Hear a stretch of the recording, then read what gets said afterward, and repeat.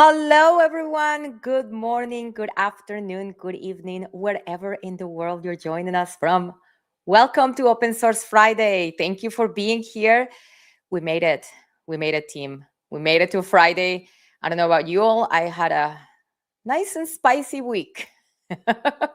Very eventful, but very good. Lots of good work done. Welcome, Brandon. Thank you for being here. Welcome, Sumi. Welcome, Krepa. Welcome, Mr. Landini.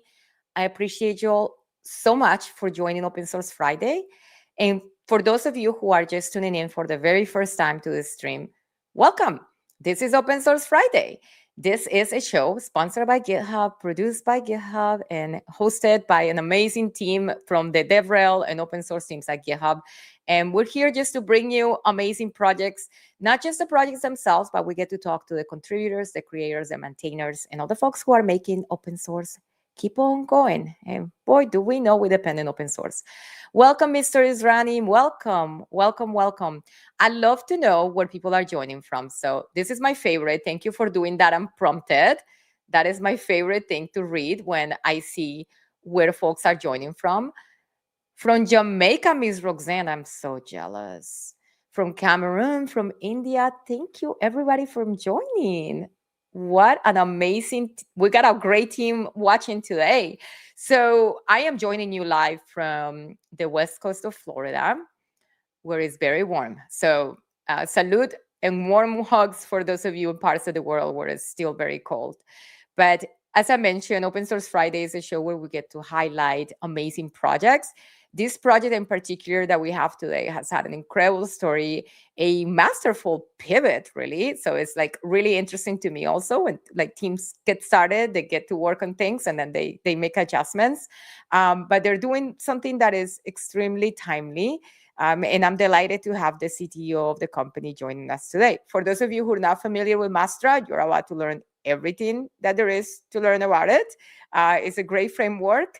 And welcome to Abhi Aiyer, who is the Hello. CTO. Hi. Thanks for having me.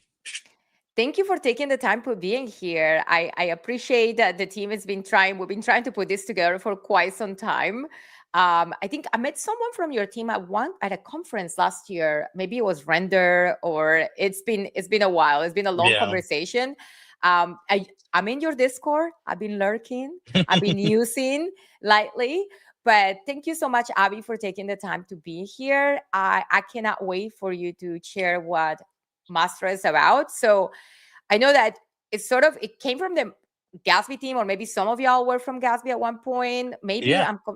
okay. Pretty So if you could much. tell us, a little bit Yeah. of the origin story, like what problem were you trying to solve and how did this all get put together? Yeah. So me and my co-founders, Sam Bugwat, Shane Thomas, and myself, we all worked at Gatsby for quite a while. Sam being a co-founder of Gatsby.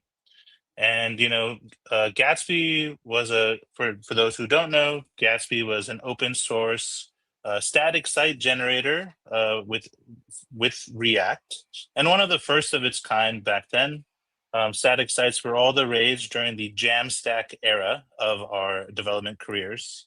And we kind of expanded from static to doing other things, and eventually got acquired by Netlify, another Mm. prominent company in the open source world and Jamstack world. Um, Once we got to Netlify, it was a little, you take some getting used to joining a new team, being part of a new product. And slowly, we all started to fade out and tried to think of what was next. Surprisingly, I was the one who left last from Netlify. I actually enjoyed my time there.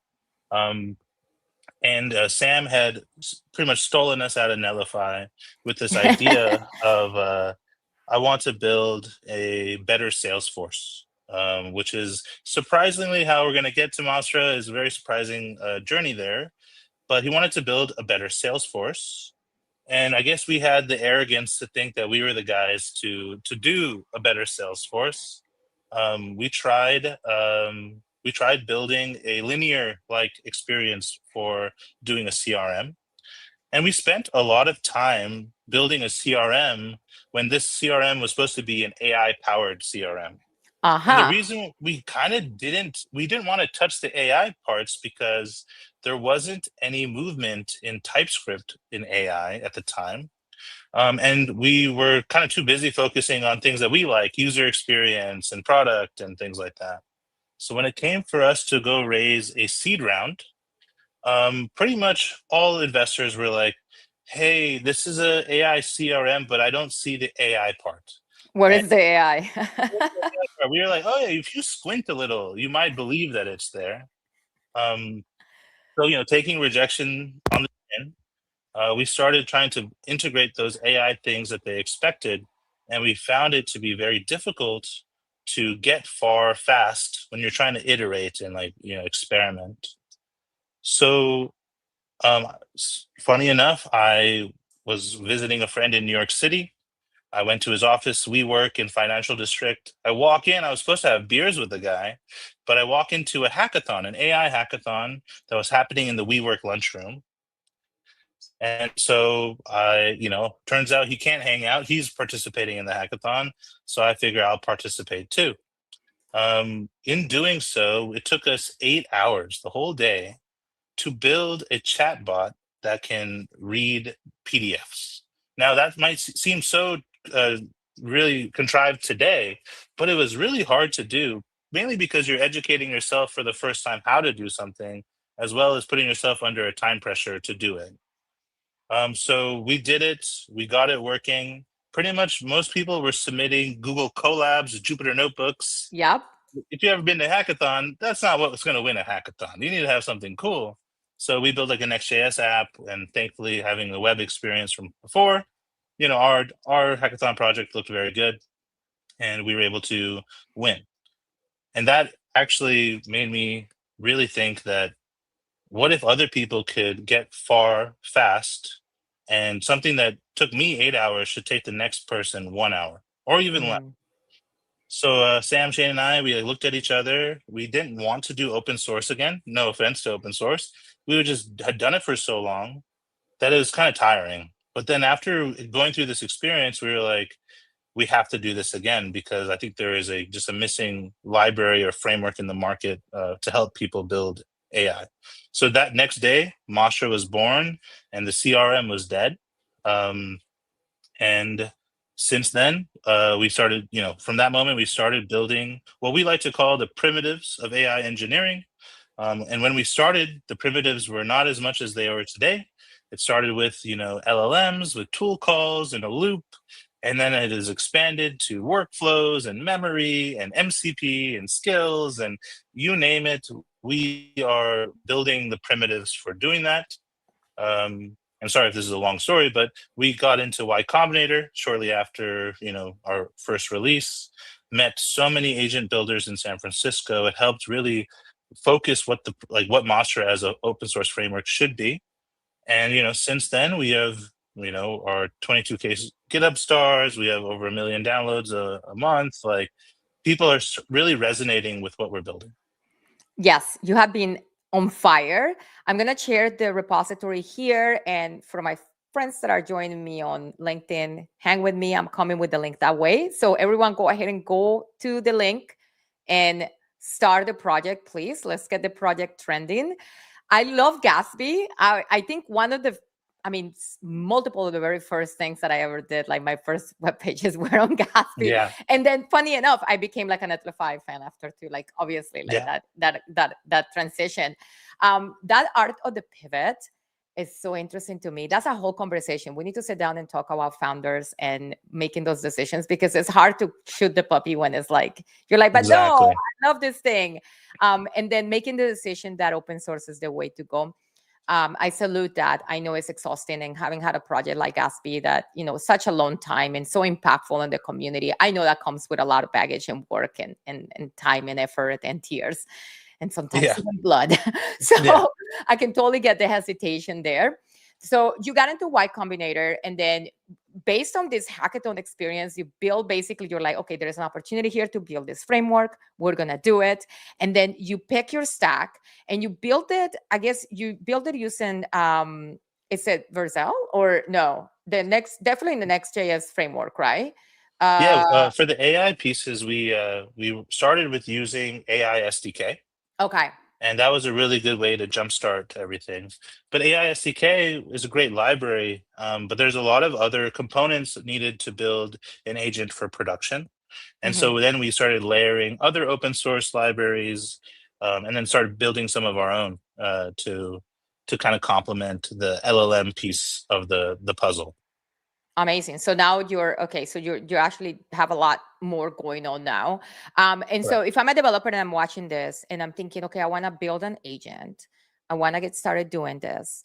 I need a framework that's gonna support my skill, right? Like maybe this is gonna grow into be a business, and they want to start with Mastra. Can you show us a little bit about the framework itself in action? Like I think as we kind of Yes. see a demo, we'll be able to dig into some more questions. And friends, if you're watching this and you have questions, please don't hesitate to post them on the chat. I'll be sure to read them for you. Go check out the Mastra website too. It's so beautiful. I was just complimenting your designer, like Hazard. Yeah. So I'll do like the canonical weather agent example. I've prepared some other ones as well as the conversation gets a little deeper.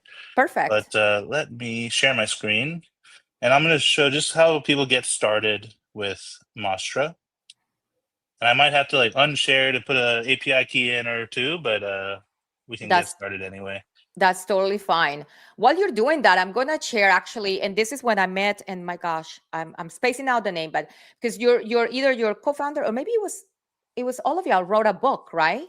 Or Sam wrote a Yes. book. Yes, Yeah. I'm gonna share it because friends, I have it. It's a fantastic little like it's a good comprehensive look of how this works. And it is free. Thank you for that. I love that. I shared it on the link on the chat so that your friends can go ahead and grab it. And Mina, thank you for being here and to answer your question. Correct. This is open source. It's an open source library. Here we go. So I got Yeah. your screen now up. Okay, great. So to get started with Mastra, you can run npx create Mastra at latest. I'll zoom in for everybody. Thank you. Okay. I don't know what this npm thing is about right now, but open source Friday. And I'll do in source. I could pick my provider. Let's use OpenAI. That's fine. And we'll Okay. skip the API thing. And this is kind of my first discussion point. When we first started Mastra, LLMs did not know about us. So we had to figure out other ways to help users use their own tools to write it. And at the time, Windsurf was very popular, Cursor was very popular, and MCP was a very new thing. Mm-hmm. And so what we did was we built an MCP docs server. So, once installed, Cursor and Claude Code and all these coding agents would know about Mastra via your questions to them. And then now we have skills, of course. So you can add skills to this. And we have different Mastra skills that allow you to write Mastra or let your agent write Mastra. Because when we started a year ago, people were still writing code by hand. But as we know, things have changed, right? So now our agents are writing code. And so you need to be able to do a lot of good context engineering for that. And skills are a great way to do that. So let's just go with that. And I'll initialize a new repository. Now we'll install the Mastra CLI. One very interesting feature of Mastra is we have what we call the Mastra Studio. It is a all-in-one place to build and test your agents. It's a nice companion to the code, and you can go and chat with your agents there. You can go experiment and have a lot of fun. So cool. Now we have this. So it's Friday. Now let me not leak my key real quick. So I'll go put this OpenAI key in, and then we'll be off to the races. I love this. So you have your own interactive UI then. Studio actually allows you to like visualize this and do all the Correct. testing. That is pretty cool. Correct. And maybe I'll take two of these keys and try all of them. Okay. That is very So cool. And something fun about, and thank you for having the MCP also. And like MCP is not dead, friends. yeah, I'm definitely gonna not put it, dead. I'm gonna put it on a t-shirt. But you're one of the few open source or rather TypeScript frameworks that you ship both sides of MCP. Like you have it like both as a client and a server Yes. in the framework. Yeah. So yeah, MCP is not dead. All right. You tell me when you're ready for me to share All the right. And then, oops, I'm ready again. There we go. We're in. So we're back in our project. I'll run npm run dev, which starts the Mastra development environment. And you can then go to localhost 4111. And now you'll see that you are in the Mastra studio. And we ship with this very canonical example of a weather agent, which I guess, the reason why people do weather agents, for example, is the tool call to get weather is a open source free API, right? So it's a Yes. very much easy thing to get started with. I set up OpenAI, but in Mastra, we have this thing called the model router, and it allows you to pick other models. So while I was off screen, I added API keys for Anthropic and Open Router. And so you can see here that we support many models. You just got to bring your own key. So it's not necessarily tied to a specific model provider. Let's ask, what is the weather in Miami, Florida? Let's see. So to call the weather tool, you have this diagnostics here. Miami, it's partly cloudy. Cool. And it should return soon, or I'm having some internet problems, but This we could also is, try. listen, it's live. That's like Yeah. we know this happens. But while it's coming up, so you picked up two different providers, right? Yes. So you can add, you can add any of your model providers that you want. Um, but then are you able to pick what provider you use for what task? Yeah. So everything in Mastra is dynamic. So Oh, I'm going to open up the excellent. code now. So I'll open up cursor. And oops, let's go into an agent here. This is our weather agent. Let me move this here. And I'll talk about the primitives a bit while building an agent. So our agent class is the main agent primitive. And what it does under the hood is it runs agentic loops. And how you configure it is, one, you give it instructions or the system prompt. Then you can give it the model. Here, we have magic strings in our model router, but you could also pass an AI SDK model. Or what you could do is you could pass a function and then return this. So we have this thing called request context. And you can imagine that if, let's say if the request context that the user, that get, and based on, let's say if it's Andrea, I'm going to then return Anthropic or that. So and this request context is where you can put this kind of uh, contextual information to then make those calls. A lot of these parameters are configurable dynamically. And I think that's very much a necessary thing in today's game. People are not using a single model for everything. No chance. Yeah, so I'll go put this back for now. And if we go back to our demo, it did respond, and that's cool. The next thing that Monster does, because what we learned early on is if you're just chatting with an agent, you really need to understand what's going on behind the scenes. So you can see in the top left here, we have traces. So this is what I just looked at.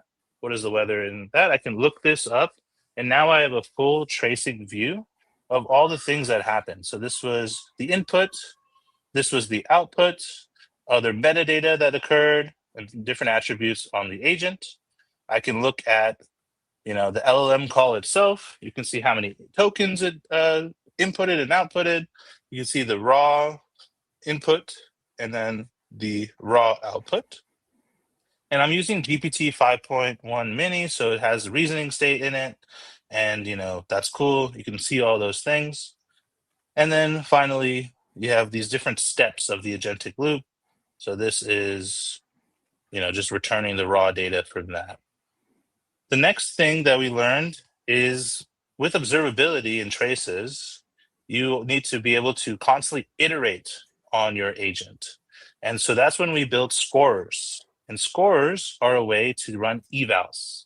And evals are very important. Not a lot of people do them because I'll be honest, they're very hard to do, but you should be doing them. And if you are doing them, you can run scores based on the inputs and outputs that are going to your agent. So for example, this is a tool called Accuracy Score. It's written so, if I'm asking for the weather, does it call the weather tool? It should. And that's what this score is trying to do. Then we also have other scores like completeness. Is the response complete? These are all we call code-based scores. They don't use LLMs to evaluate things. You can, to score anything, you can just write a function. You can decide what that means to you. You can use NLP libraries, etc. But there are some types of evals that are done by LLMs, and we call this in the industry LLM as a judge. So this translation quality uses an LLM to score the response from the agent using its own model itself. So this one scored 1 because usually in evals you want to score between either pass or fail, 0 or 1, and you want to leave less ambiguity to it. To take that, oh yeah, Lucas out for a question. No, yeah, for sure. And let me take a look at the chat, but I'm wondering because obviously you just mentioned like evals are hard to do, right? And like scores, like this looks really simple, and letting the LLM sort of be the signal, was this good or not, doing like its own evaluation in a way. But are you seeing like people, is this something that people are using actively for their own evals? Like if they're making mistakes while they're setting up scores? Because I will imagine like there's a lot of noise too that comes with it. That looked beautiful though. Like that was like great, but I don't know if that's something that's implemented in the way that scores work. Would it actually help you keep more clean information that you like show you what matters? Yeah, so it really depends on the type of company that is really going deep into evals. We have many big logos and customers using Mastra now, and the range of people doing evals is a spectrum. If you're in an industry that requires compliance, like law or healthcare, evals are being written religiously, mainly because you have people to answer to when things go wrong. But on the other end of the spectrum, you have many people building coding agents and personal assistants where the eval is the user's taste, right? If I built an email agent for myself and it did something wrong, I know that it's wrong because it's my email. I have a Fair. relationship with it. So there's like a big spectrum. Scoring is not an exact science. It definitely takes many iterations to get right.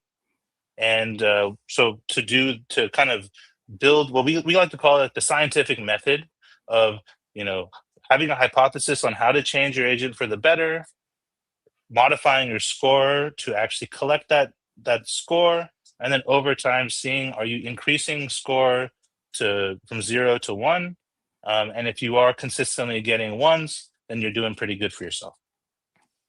Beautiful. I love that. Okay. So you register your scores during your instance, and then you also have like the historical data that you can continue to run it against. Perfect. Thank you. Yeah. So scores here, you set them up on an agent, very similar. You can put all these different scores. You can say, at what rate do I want to do these? We consider these live evals. Live being they happen asynchronously after a turn with an agent. So all of these will run 100% of the time because we ratioed that way. But you can also do offline in the sense that I can come here and I can create a data set. I'll just make a fake one. Oh, let's do it. And within this, I can just add items that are the inputs and outputs, like what is the weather in Paris? It's hot AF. Let's just say. This should be message, I believe.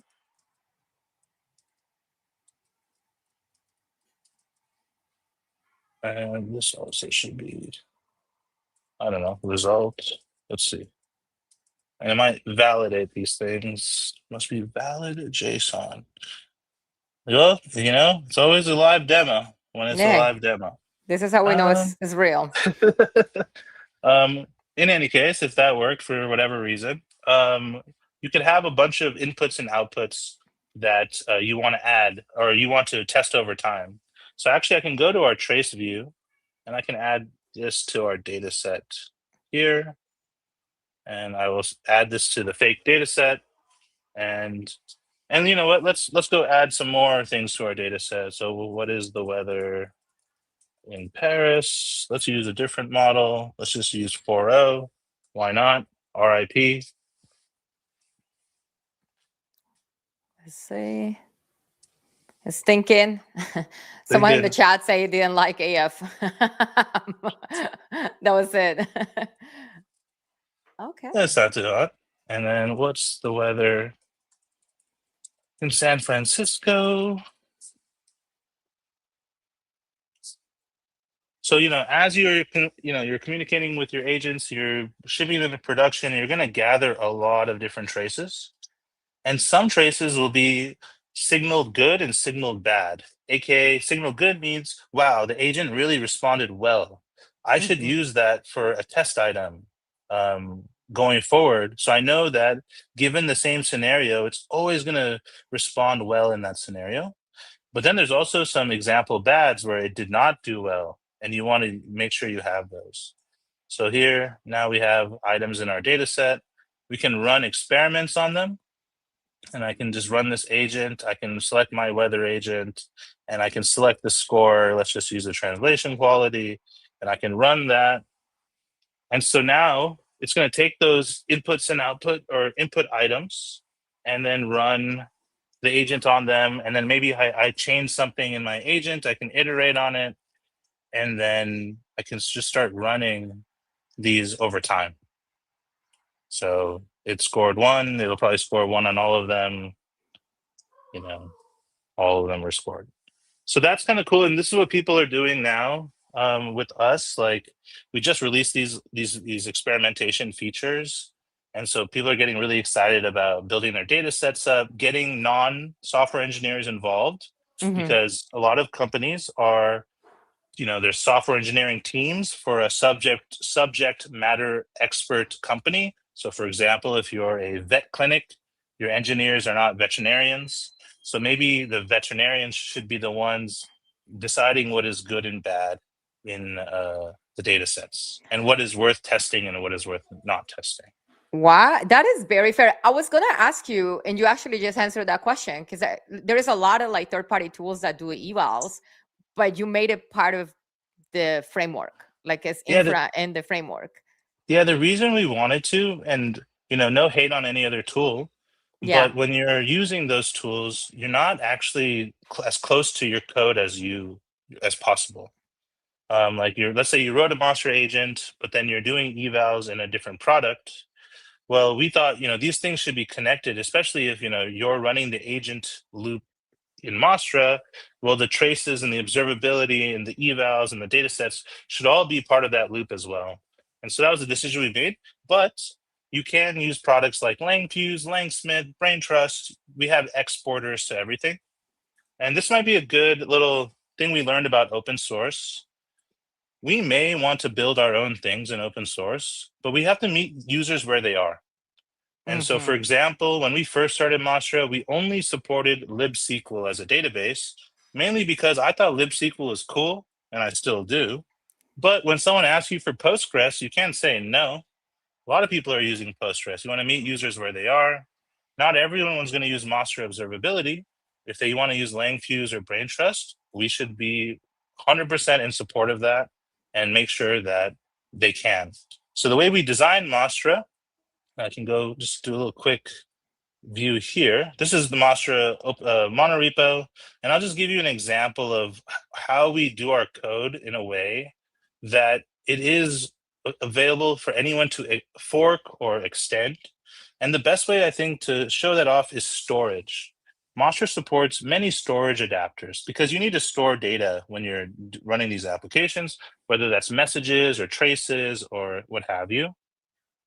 And so in Mastra, we have, let me go to the base. We designed everything as base classes. So we have these base storage domains. And so workflows have a storage domain, scores have a storage domain, even observability, etc. And if I go to one of these, you can see that it's all class interfaces.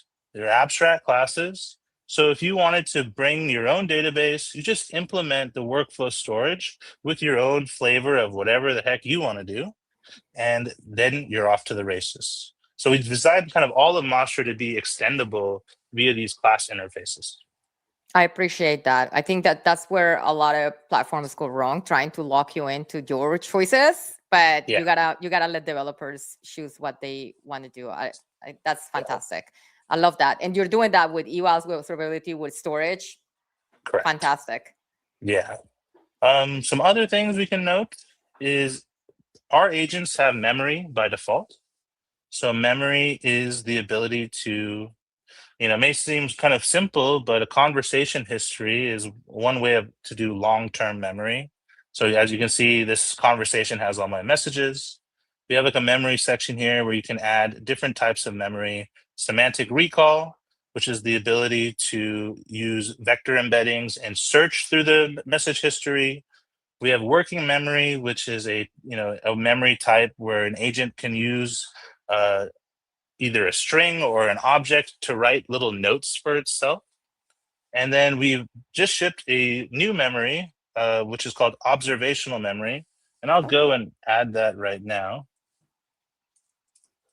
Observational memory, true. What does that do? What is observational memory? This is new to me. So, I wasn't familiar with that. so observational memory is a new memory system we just released over a little bit over a month ago. And so a couple things we learned, actually was prepared for this, but if you want, we have this this obsession right now with building agents that never forget. Yes. And I just think it's such an interesting topic. I'm no neuroscientist or anything, but I really love how the human brain works. And right now, before we were working on observational memory, we were all using Claude Code. And every time we hit compaction in Claude Code, we felt like Claude got lobotomized. It just did not know what was going on. And we have this million context window. And at the time, it was a 200K context window. And you just feel like after compaction, the journey you went on with Claude, it's always all for lost, because you're kind of starting over. And many people had I'm just going to start a new session. Every time compaction happens, the old session doesn't matter. And we just like, okay, this is a weird problem. Let's think about it. So we know that LLMs can process so much information, but the memory over the long session is actually worse than a human's. Because I can still remember what happened this week, even though it was a spicy week. Mm-hmm. I probably remember it more than my coding agent does. And so we think that these things are kind of related, like there's so much stuff that goes into agent context and there's so much noise. But what you really want is the agent to make sure it knows and keeps the signal, right? I may have a bunch of tool calls to book flights or search for flights, but the main observation here is I'm trying to go to New York City, and that's really what matters. All this other stuff is just polluting the context window. Mm-hmm. And so the common solution to this, which many people do, is you extract the signal from the user message, right? I say I'm trying to go to New York City. It's going to go search the conversation history to find the right messages to build the context window dynamically. And that's cool. But it invalidates the prompt cache. And what you want when if you want to save some money, you want to make sure that your prompts are cacheable, so you're not paying the same price. There's a different price for prompt or cache tokens versus input and output. Sorry, input. So we figured LLMs never build rich continuous pictures, especially if you keep starting new sessions. And if you're always dynamically injecting this information, it's always in a single turn, situational for that one moment. But you kind of want a holistic view of everything. Mm-hmm. And then if you have too much signal, how do you decide what doesn't matter anymore? For humans, a lot of biggest thing that allows us to compress is that time, right? Things that happened 5 years ago, obviously, maybe don't matter anymore. And time is one way you can decide what doesn't matter, emphasis, your emotion, etc. So like this is like a typical retrieval pattern that people will use. You get a user message, you embed it, you put it into a vector database, you re-rank it, you inject it, and you hit an LLM. And this is kind of how it works. So you're just chatting with your agent every time you are just retrieving context from your database, and then you're injecting it. And pretty much this may be efficient, but it's not cost effective, right? Especially if you're paying input tokens for everything you're doing.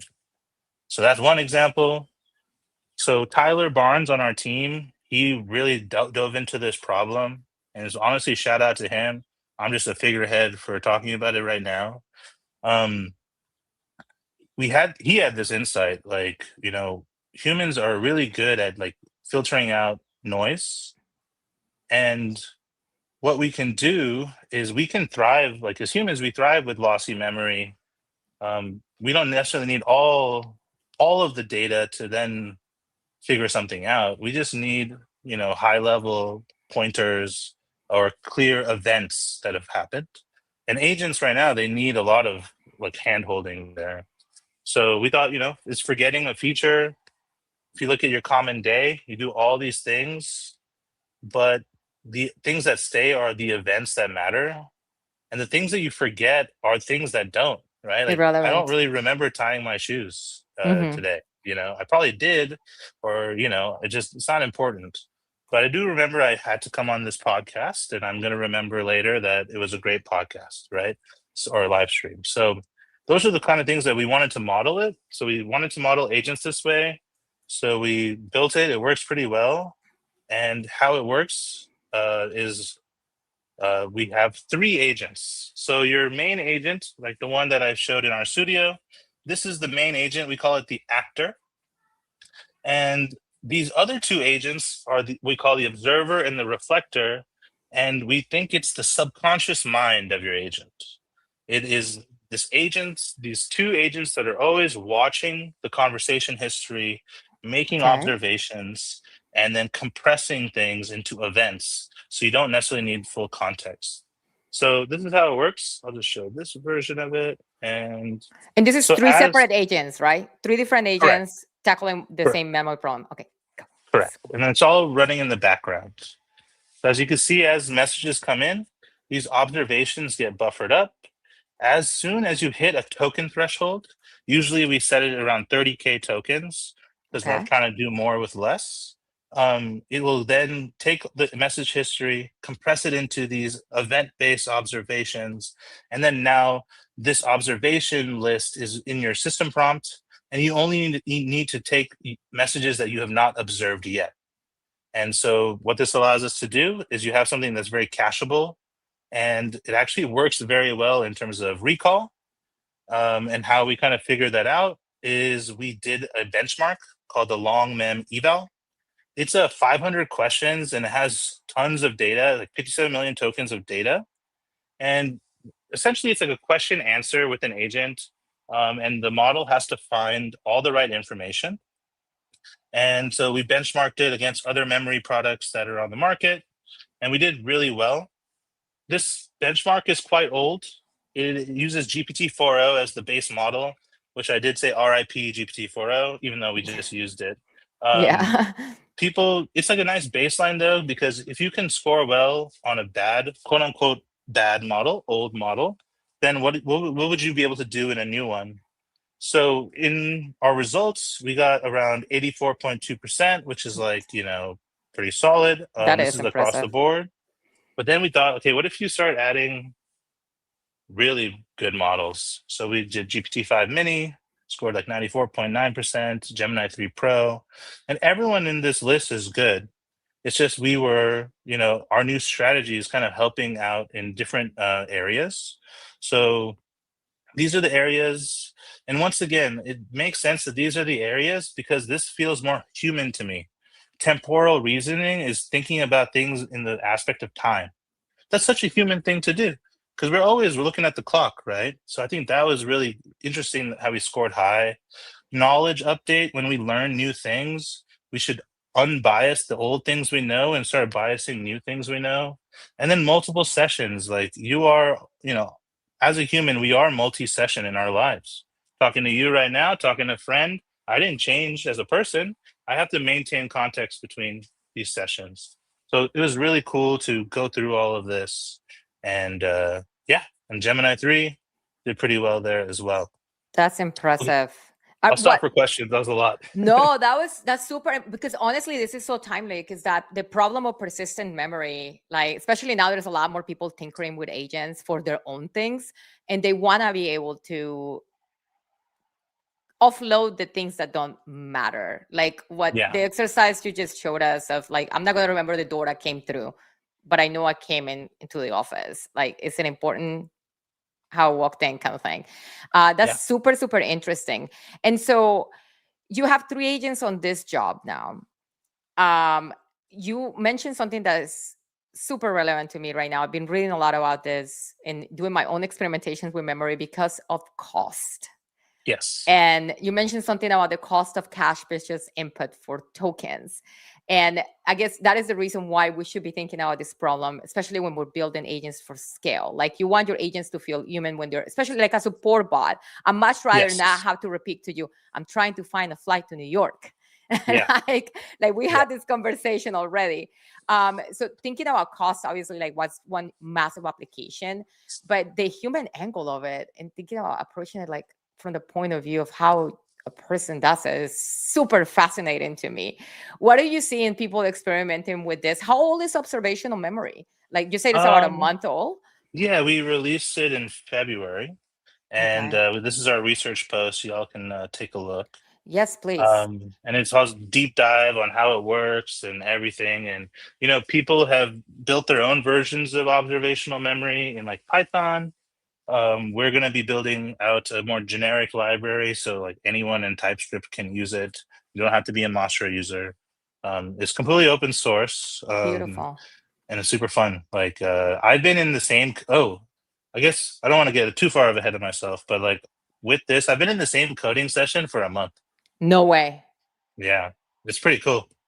Okay. So because see, we're moving beyond compacting, and like what you mentioned earlier, and I'm gonna drop a link on the chat about how Copilot handles memory, because it's a new thing for us as well. Like, Hmm. because of the same reason, like you don't want to lose the context of sessions, being able to resume sessions and compact them for expenses for whatever reason, it makes a lot of sense.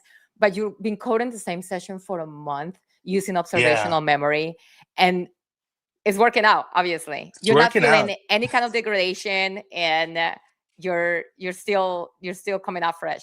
I love Yeah, I that. used to be so into doing Git work trees, Yeah. and I still am. I just wanted to test myself and see how far this can go. So I don't even use Git work trees anymore. I just try to accomplish one task at a time as fast as possible, then switch context within the same uh, session, fix that, and then over time you're overlapping in code areas, right? And I have not missed a beat. So it's been pretty amazing to use. I appreciate that. I think if you would have said that to me 6 months ago, I would have hopped in a soapbox about Git work trees myself. Yeah, But I find myself not using them as much anymore because of this, because now we yeah, have the possibility, and like the linear path might be the best path. This is awesome. Let me take a look at the chat and see sure. if there are any questions from folks. There were questions about whether it's open source. Of course it is.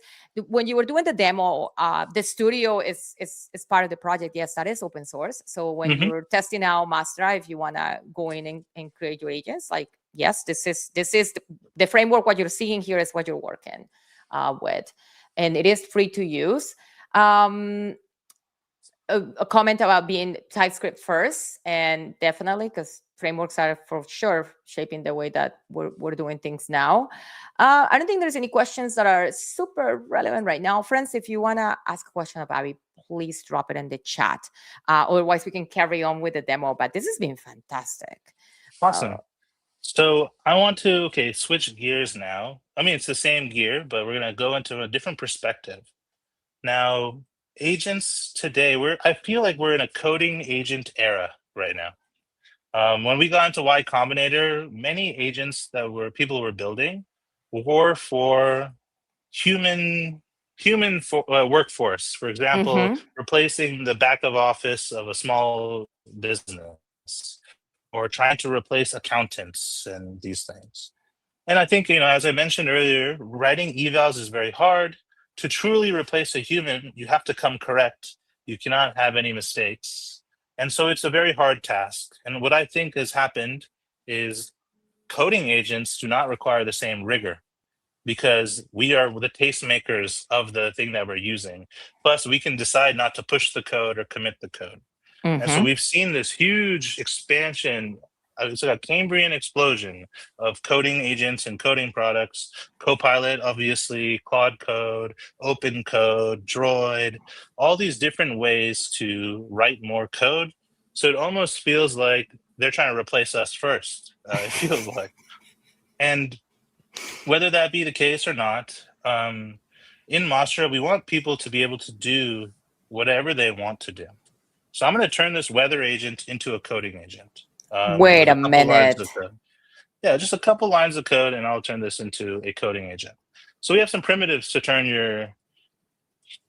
yourself into a coding agent, or your agent into a coding agent, and we can do that with a local file system and a local sandbox. And I can also get a workspace.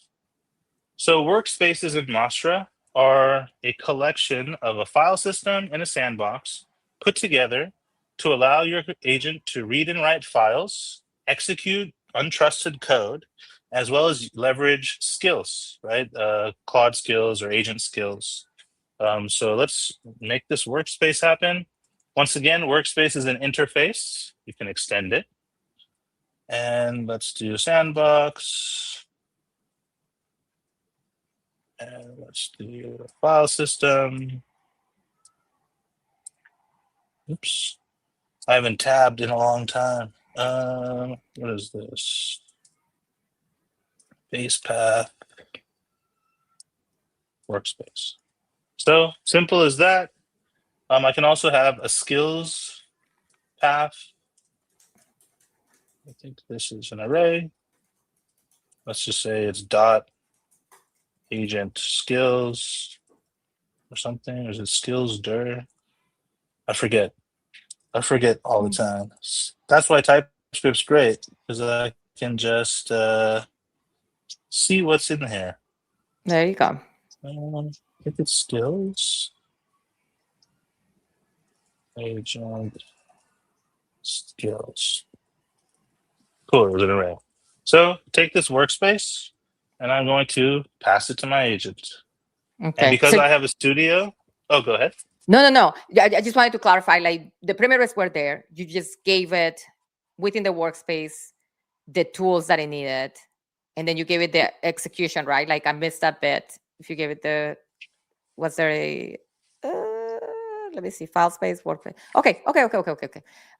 And then of I course could, sandbox. yeah, I could get a sandbox from E to B or Daytona or you name it, modal, etc. And file system, I could mount a file system from Google Cloud Storage, S3, but for the sake of the demo, we'll just use my local machine and let it YOLO. Perfect. So I passed the agent, workspace to an agent.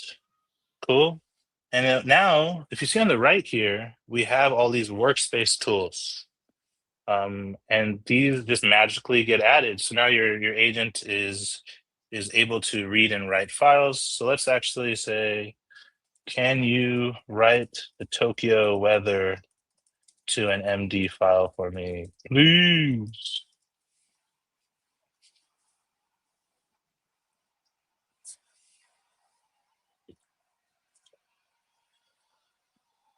Call the weather tool. Fun. Okay. Now it's going to write the file. So you can see here, and it saved it. Okay, that's cool. Well, I want to go look at this. So let me go to the workspaces tab. And here we are, Tokyo weather. That's awesome. Why don't we add some skills, huh? So in Mastra, we support skills once you have a workspace. you can go and find skills that you like. For example, this is all the skills that are on a website called skills.sh. And I believe there's like something called a skill creator. We can try it out. I don't know if it'll work, but here's a skill creator. You can see what it does. It helps creating a skill. Let's install it. Cool. Now we have that skill. And let's go back to our weather coding agent thing. You can see now we have skills here on the right. So this is the Okay. signal. Help me write a skill for telling the weather. Let's keep on brand here today. Okay. So what you're doing now is you're using the coding agent that you just created to create a skill to do the thing that it just did. Yeah. Yeah. Which very meta, I think. But I love it. Listen, if you show me that you publish a skill to skills that is like, well, actually it's not. It's picked up automatically, right? Like it's like an automatic thing. yeah. But you should be able to, right? If you have MCP in there, you should be able to like create a repo, publish it, send it on this way. Look at And that. this thing is making like a script to fetch the weather. So now like, this is just like next level. It's like, whoa, like how crazy is that? That's just amazing. Let's go back here. Let's see if we have our skills. Here's like our skill there. And that's all cool. I should say you need to write it to the skills path dot agents skills. Oops, I forgot another API token. But as you can see, this observational memory was running. And you can see it was trying to do stuff, but I forgot an API key, so that's my bad. But at least you can see that it is running in the background. Cool, it's writing a file. It's all good. I think if we go back to our workspace, should be somewhere. Oh, it's right here. Weather skill. Ha ha Pretty ha cool, ha. huh? That is very cool. So let's take it a step further than this. Okay, so as I said, if you want to build a coding agent, you should. We have a coding agent, and you can get that from npm Mastra code. This might have some problem because I don't really use npm that often. I use pnpm, so it'll probably do something stupid. We'll try it out. Try it Let's try out. it out. Let's try it out. Knew it. I just have to delete this path.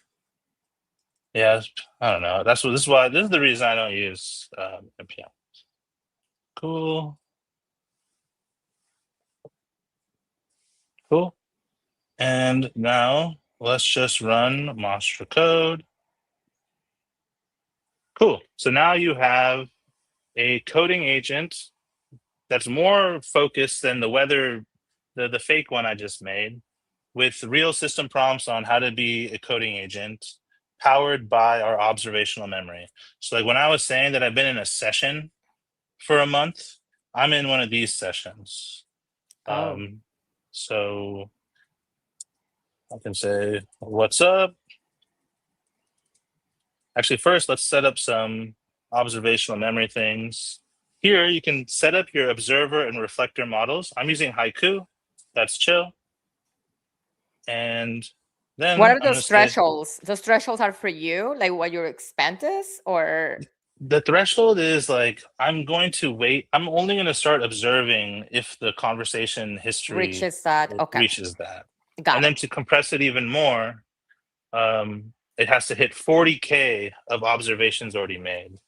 So you're constantly trying to compress down, and then keep the context window like without rot. So then what I usually like to do is like, please deep research this code base, understand what we did, and finally make no mistakes.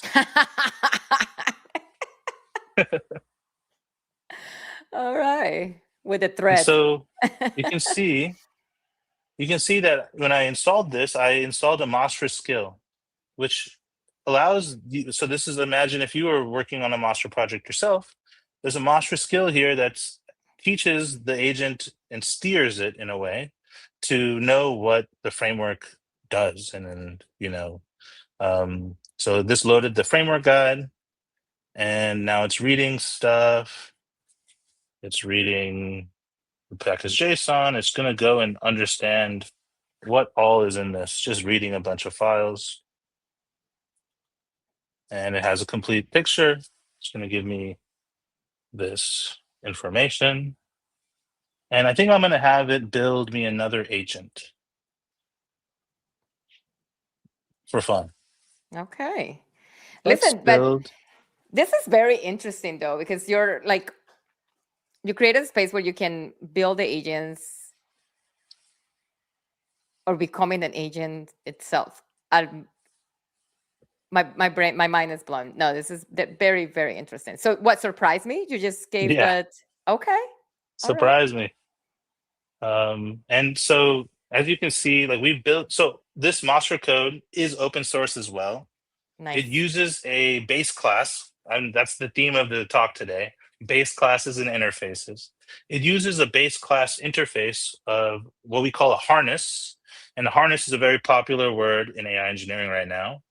And so if you want to build your own coding agent or Claude code, you could extend that harness, use Mastra agents, and you'll get a lot of this out of the box stuff.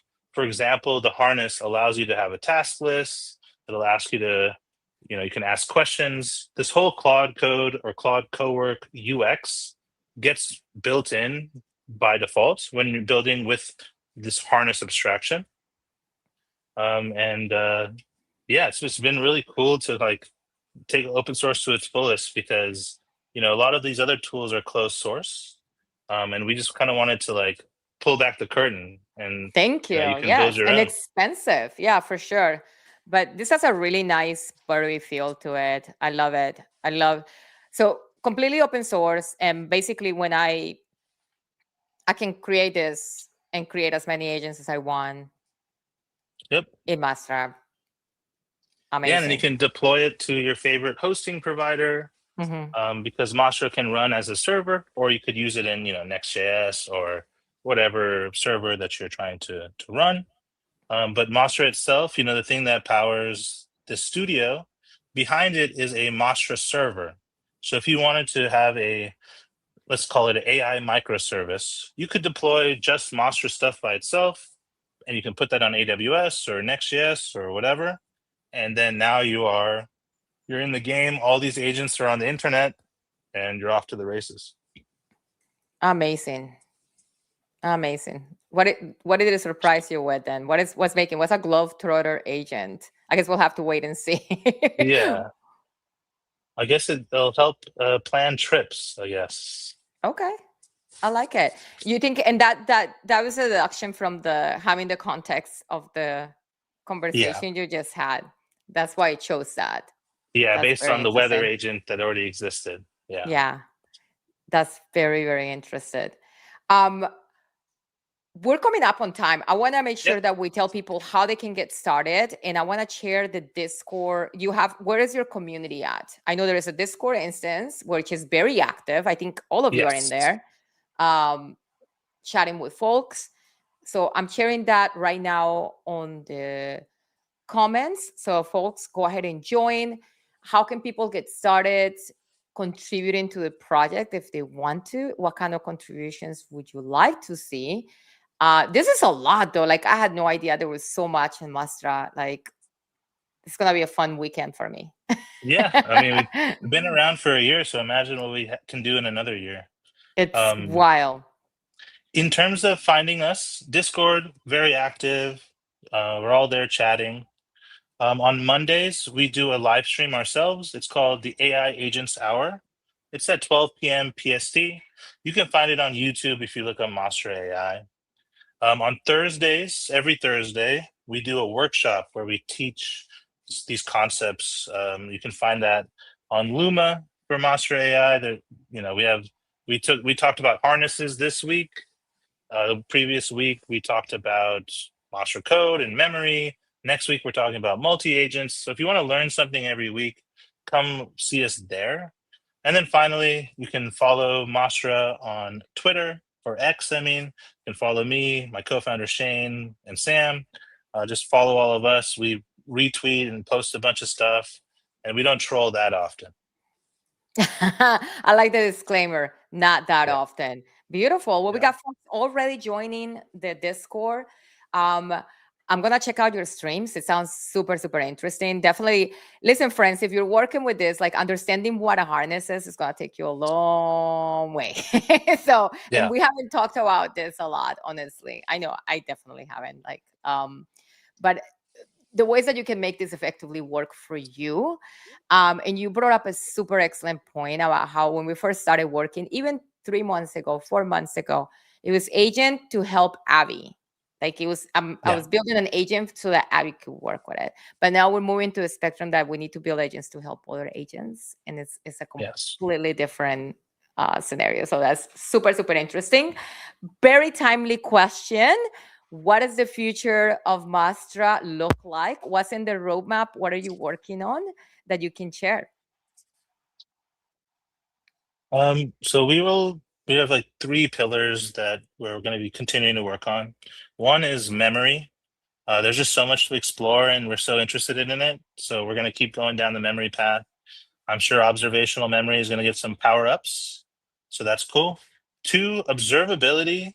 While people think it's just traces and evals and things, I really want the scientific method to be automated for users. Maybe you don't have to care about writing evals and improving your agent. Maybe another agent is responsible for that. And then lastly, community. I am so paranoid that the community will go away. So we will continue investing in it and making it the best.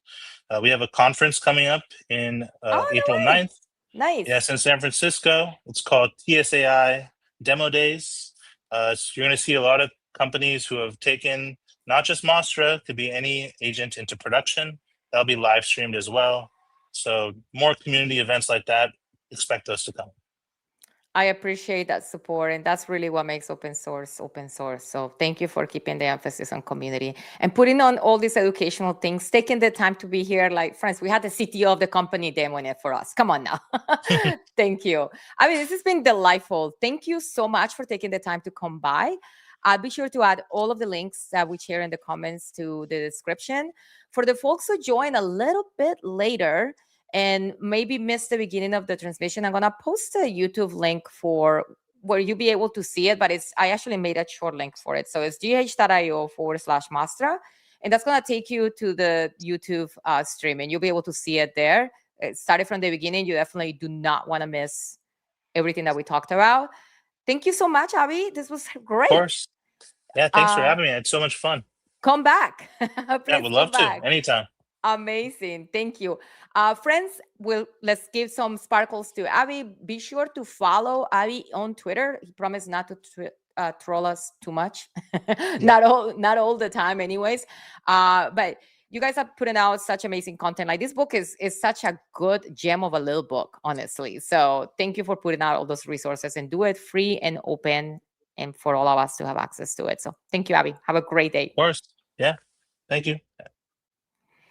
How good was that? I, for one, look forward to experimenting with observational memory this weekend. I've been going round and round in circles trying to do things like this myself when there is a brilliant open source project that's doing it already.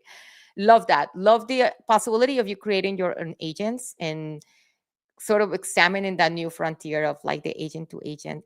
Like what he just mentioned at the very last bits of our conversation, how maybe you shouldn't, or it will reach a point where the humans don't need to be concerned with the evals, and there will be agents that will be optimizing that for us. And I 100% believe in that. This has been fantastic. Thank you all so much for joining Open Source Friday. Thank you for supporting open source.